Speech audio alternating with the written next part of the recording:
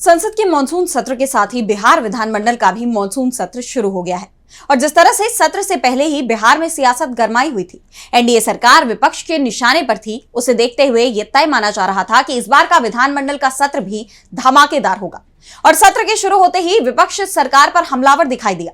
बवाल के बीच सदन स्थगित कर दिया गया।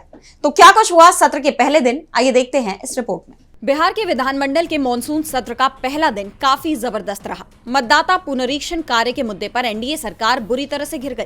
सदन के अंदर और बाहर विपक्ष के नेताओं ने जमकर प्रदर्शन किया।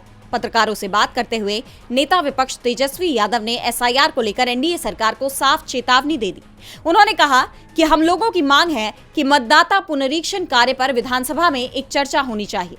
अगर लोकतंत्र को समाप्त करने का कोई प्रयास करेगा तो हम लोग चुप बैठने वाले नहीं हैं और अगर सरकार विधानसभा में चर्चा कराने को तैयार नहीं होती तो हम लोग आंदोलन करेंगे।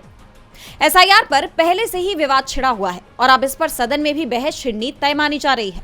विपक्ष के तेवर एनडीए सरकार की चिंता बढ़ा रहे हैं। सदन की कार्यवाही शुरू होते ही सबसे पहले विधानसभा अध्यक्ष नंद किशोर यादव ने बोलना शुरू ही किया था कि इस दौरान ही विपक्ष के विधायकों ने नारेबाजी शुरू कर दी। सदन में बिहार के गुंडा राज के नारे गूंजते सुनाई दिए।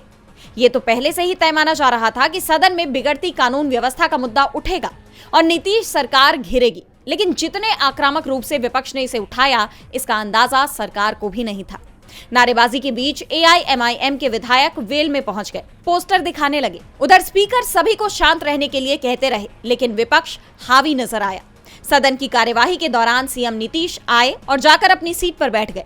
नेता प्रतिपक्ष तेजस्वी यादव उनसे थोड़ी ही दूर पर बैठे थे, लेकिन दोनों में बातचीत तो दूर, नमस्कार तक नहीं हुआ। प्रदेश में बढ़ते क्राइम को लेकर पूर्व मुख्यमंत्री राबड़ी देवी ने सीएम का इस्तीफा मांग लिया। उन्होंने कहा कि नीतीश कुमार इस्तीफा दे और अपने बेटे को मुख्यमंत्री बनाए। इस पूरी उथल पुथल के बीच नीतीश सरकार ने बिहार विधानसभा और विधान परिषद में 57,000 करोड़ से ज्यादा का प्रथम अनुपूरक बजट पेश किया, जिसके बाद सदन को स्थगित कर दिया गया। डीबी लाइव की रिपोर्ट।